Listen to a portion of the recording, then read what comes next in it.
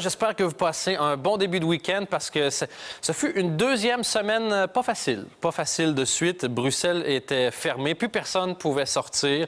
Même Justine Katz n'a pas pu sortir du studio de la RTBF pendant 257 heures d'affilée. Mais maintenant, ça y est, on peut enfin sortir. On peut arrêter de rester sous la couette chez soi à manger des carottes, un peu comme mon pote Sam. Je sais pas si on peut voir des images de mon pote Sam.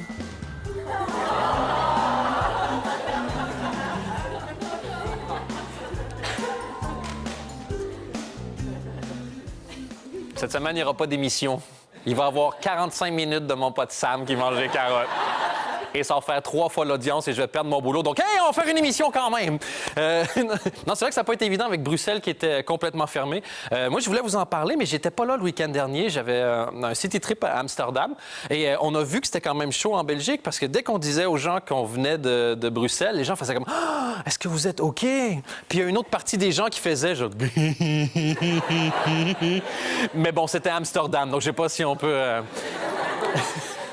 Il y a des signes que ça va mieux. Il y a des signes que ça va mieux. Par exemple, un des signes que ça commence à aller un petit peu mieux, les politiciens ont recommencé à s'engueuler. Ça, c'est un signe que ça va bien. Yvan Mayer et Joël Milquet, entre autres, voilà, sont un peu engueulés. Parce que la politique, c'est exactement l'inverse d'une relation de couple. C'est quand ça va mal que tout le monde est d'accord. Et c'est quand personne ne gueule que ça fout les boules. Donc voilà. Maintenant, on est un peu rassurés. Il y a eu plein de mesures. Et c'est vrai que dans le temps de crise, des fois, il y en a qui prennent des mesures qui peuvent inciter à relever un peu du sourcil.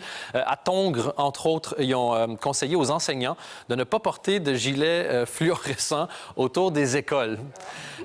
Si c'est ça ta cachette, arrêtez de porter du fluo. C'est pas des daltoniens, c'est des terroristes. C'est pas pareil, ça.